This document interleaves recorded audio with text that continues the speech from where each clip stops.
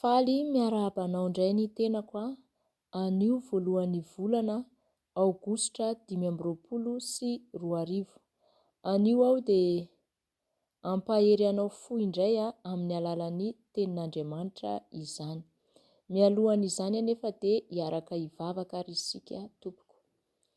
Jesosy Tompo, misaotra ny amin'ny fahasoavanao sy ny famindraponao ary ny fitiavanao.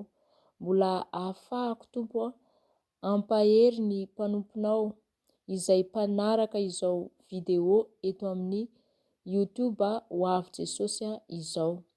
Misaotra Jesosy fa tsy noho ny heriko na ny tanjako Tompo no ahatanterahako izao, fa noho ny fahasoavanao, noho ny fitiavanao irery ihany, ka dia mankasitraka anao indrindra Jesosy io.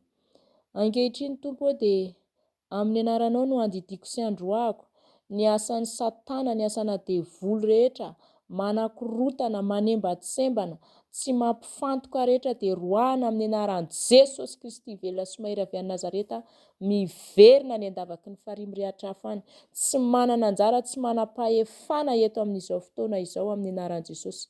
Tahi Tompo ny mpanomponao tsirairay avy maneran-tany izay mpanaraka izao video izao, mba tena hoe hiorina tsara, hijoro tsara ny tsirairay Tompo malala, mandra-piavinao Jesosy eny amin'ny rahoany lanitra satria ho avy ianao. Misaotra indrindra Tompo, dia amin'ny anaranao no anaovako izany vavaka izany.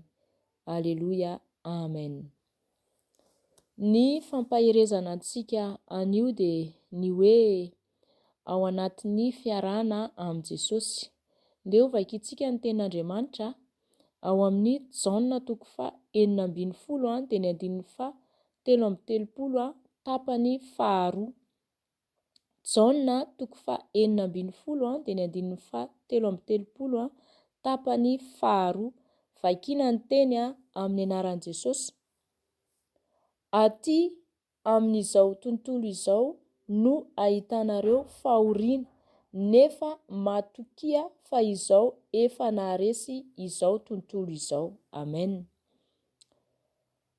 Zany tenin'Andriamanitra zany dia tamin'izany fotoana zany nampiomanan'i Jesosy ireo mpianany 12 zany, izay niaraka tamin'i Jesosy moa zany. Ary isika aty aoriana izay mino an Jesosy ihany koa dia nomeny izany teny izany.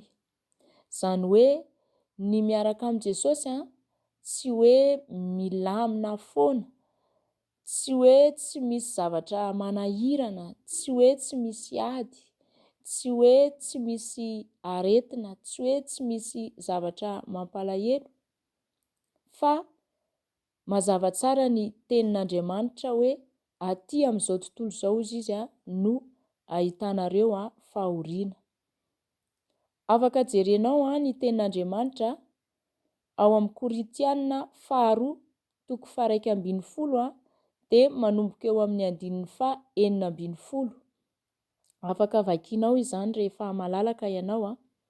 Io tenin'Andriamanitra io dia milaza ireo fijaliana ny aretan'ireo apôstôly. Betsaka ny zavatra niantra tamin'izy ireo zany, tamin'ireo apôstôly ireo, tsy noho ny fahotana fa noho ny Andriamanitra mihitsy zany. Afaka vakinao ihany koa ny ao amin'ny bokin'ny Salamo, Salamo 4:30 dia ny 7:70. Salamo 4:30 dia ny 7:70. Andeo vakintsika mihitsy. Vakintsika mihitsy Salamo 4:30 dia ny 7:70. Vakiko ny teny amin'ny anaran'i Jesosy. Maro ny fahorian'ny marina, nefa ny Tompo manafaka azy amin'izany rehetra izany. Amen. Zany hoe misy ireo fahoriana izay lalovana zany, ady izay lalovana, tsy noho ny fahotana nefa na ny tsy fahamarinanao, fa noho ny Andriamanitra mihitsy zany, dia mandalo an'izay fahoriana izay ianao. Nanefy sy nanamboatra Andriamanitra, manefy izy zany amin'io zavatra lalovanao io, manamboatra izy amin'io zavatra lalovanao io. nampisy izany rehetra izany izy mba hanehoany ny voninahiny.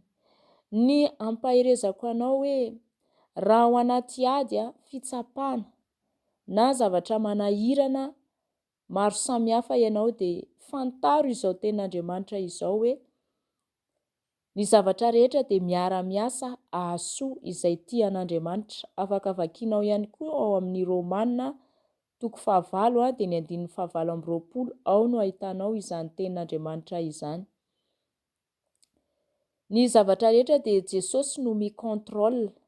Tsy misy zavatra mitranga raha tsy efa Andriamanitra no mampitranga an'izany.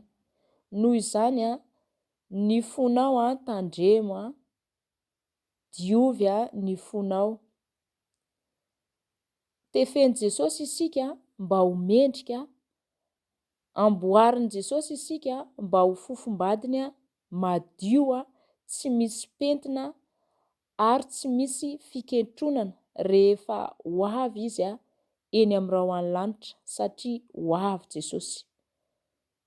Tahiny Tompo ianao amin'ny manaraka indray raha sitrapony. Amen. Veloma Tompo.